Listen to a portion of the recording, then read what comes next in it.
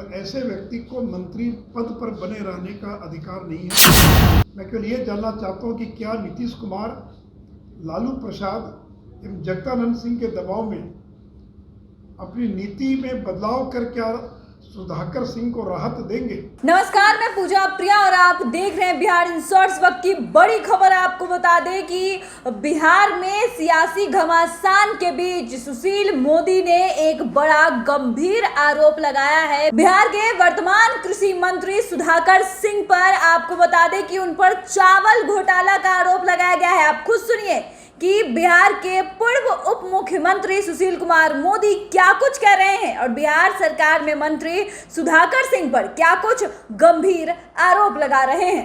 वर्तमान कृषि मंत्री और राजद के विधायक श्री सुधाकर सिंह, जो राष्ट्रीय जनता दल के जो प्रदेश अध्यक्ष हैं जगता बाबू, उनके सुपुत्र हैं और रामगढ़ से विधायक हैं। श्री सुधाकर सिंह की 2 राइस मिल है कैमूर जिले में, सोन वैली राइस मिल और सुधाकर राइस मिल। 2013 में जब नीतीश जी बिहार के मुख्यमंत्री थे और आज भी मुख्यमंत्री हैं, तो राज्य खाद्य निगम कैमूर ने सुधाकर सिंह पर रामगढ़ थाने में एक FIR दर्ज करा। FIR का डिटेल मेरे हैंडआउट में है।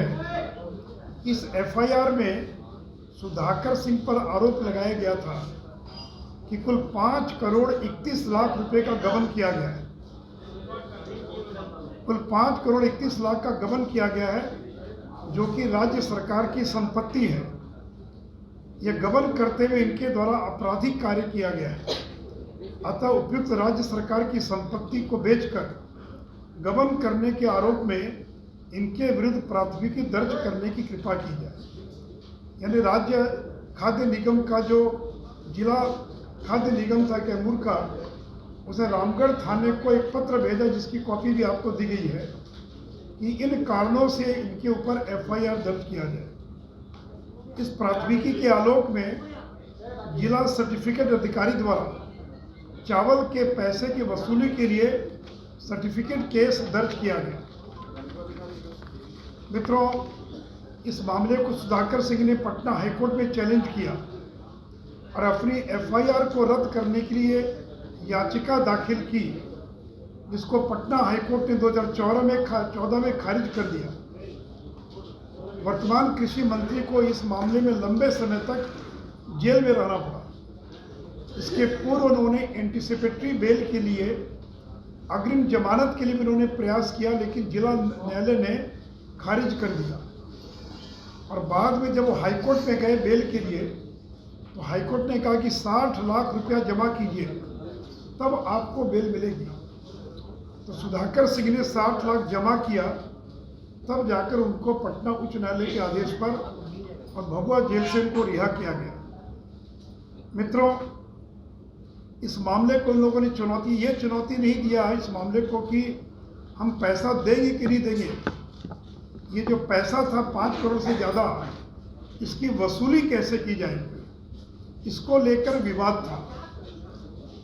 तो अभी भी सुधाकर सिंह का 30 लाख और अगर 12 साल का ब्याज जोड़ लें तो 12 करोड़ से ज़्यादा का बकाया है। सुप्रीम कोर्ट ने कोई ये जो बकाया था उसको माफ़ नहीं किया है। केवल वसूली की प्रक्रिया क्या होगी, इस पर केवल उन्होंने स्टे लगाया है। तो ये तो हो गया इस घटना का बैकग्राउंड। में कुछ सवाल पूछना चाहता हूँ कृषि मंत्री से। कृषि मंत्री बताएं कि उनके ऊपर राज्य सरकार के 5 करोड़ 31 लाख के गबन के आरोप में FIR दर्ज है कि नहीं है। दूसरा, इस गबन के आरोप में उन्हें जेल में रहना पड़ा था या नहीं रहना पड़ा था।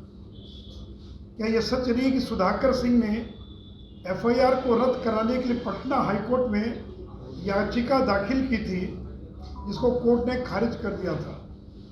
क्या यह सच नहीं कि आपकी एंटीसिपेटरी बेल को जिला न्यायालय ने खारिज कर दिया था। क्या यह सही नहीं है कि श्री सुधाकर सिंह को 60 लाख जमा करने पर बेल मिला था। क्या यह सही नहीं कि ब्याज सहित 12 करोड़ रुपया बिहार सरकार का बकाया है या नहीं। बताएं सुधाकर सिंह। कि बकाया है कि नहीं बिहार सरकार का। अब तो अगर बिजली का बिल भी बकाया है, पानी का भी बकाया है, टेलीफोन का भी बकाया है, तो बिहार सरकार वसूली की कार्रवाई करती है। तो ब्याज सहित 12 करोड़ रुपया बिहार सरकार का बकाया है कि नहीं है, वो बताएं कि सर्वोच्च न्यायालय तक ने बकाया राशि पर कोई राहत नहीं दी है। केवल वसूली की प्रक्रिया किस कानून के तहत हो, इसको लेकर विवाद है। अब मंत्री बनते ही कृषि मंत्री ने क्या बयान दिया? मंत्री कह रहे हैं कि नीतीश सरकार की नीति गलत थी और वे उसे बदलवाएंगे। यानी 2012 से लेकर आज तक जो नीति थी बिहार सरकार की, और बिहार सरकार सुप्रीम कोर्ट तक लड़ती रही इस मामले को लेकर, तो माननीय मंत्री नीतीश कुमार को चुनौती देने कह रहे हैं कि नीतीश कुमार की नीति गलत थी चावल मिलों के संबंध में और वे उसे बदलवाएंगे।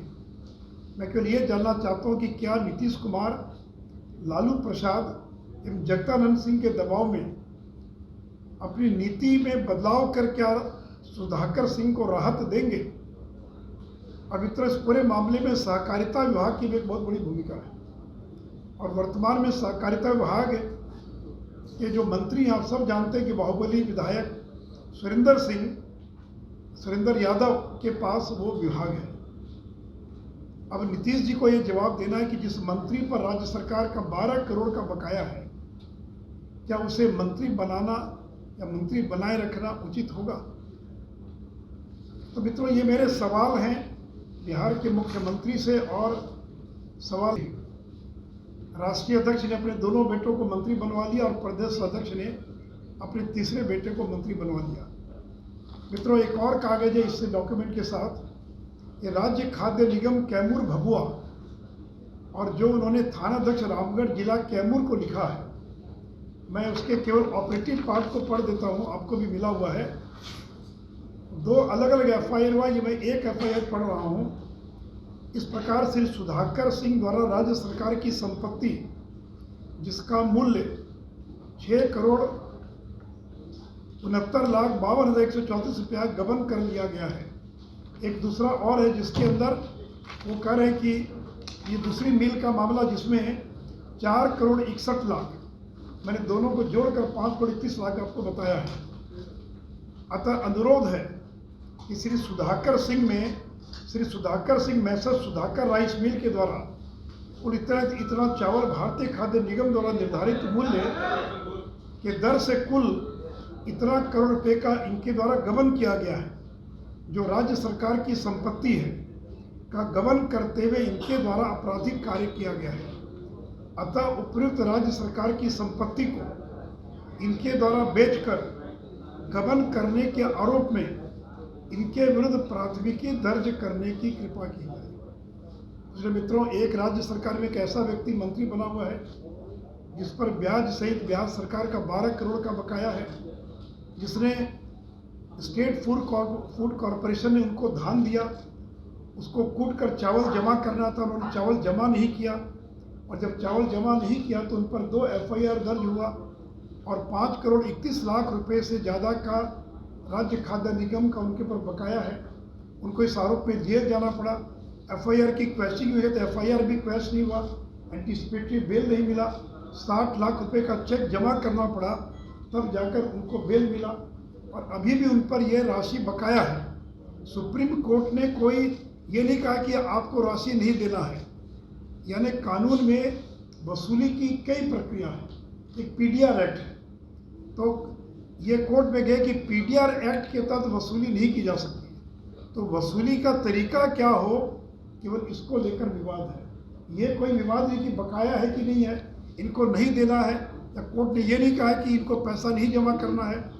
इनको 5,31,00,000 रुपया जमा करना, और अगर 10 साल का ब्याज जोड़ ले, ये राशि बढ़कर लगभग 12 करोड़ रुपये से ज़्यादा की होती है। और चूँकि जगता बाबू के बेटे हैं और राष्ट्रीय जनता दल में एक सुप्रीमो हैं लालू जी, दूसरे सुप्रीमो हैं जगता बाबू, दोनों के बेटे, इस बात का और जिसका जिक्र भी किया अपने प्रेस वार्ता में सुधाकर जी ने कि सरकार की प्रोक्योरमेंट की नीति गलत है, मैं उसको ठीक करवाऊँगा। मुझे डर है कि कहीं लालू जी और जगता बाबू के दबाव में बिहार सरकार अपनी नीति में बदलाव कर कहीं सुधाकर से ऐसे लोगों को राहत देने का काम तो नहीं करेगी। और इसलिए जिस व्यक्ति पर राज्य सरकार का 12 करोड़ का बकाया है, उनको तो चाहिए था कि पैसा जमा कर दे। बहुत सारे लोगों ने पैसा जमा कर दिया, लेकिन उन्होंने पैसा जमा नहीं किया, तकनीकी आधार पर मुकदमा लड़ रहे हैं। तो ऐसे व्यक्ति को मंत्री पद पर बने रहने का अधिकार नहीं है। इसलिए मैं माननीय मुख्यमंत्री जी से आग्रह करूंगा कि जिन पर 12 करोड़ से ज़्यादा का बकाया है और अभी कृषि विभाग जैसा महत्वपूर्ण विभाग का जिम्मा आपने सौंपा है, तो ऐसे व्यक्ति को अविलंब मंत्रिमंडल से बर्खास्त किया जाना चाहिए।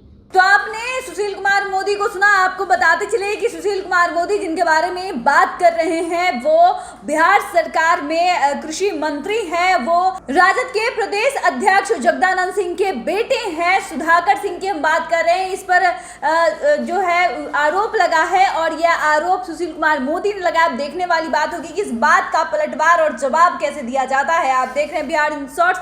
हमारे साथ बने रहने के लिए आपका शुक्रिया।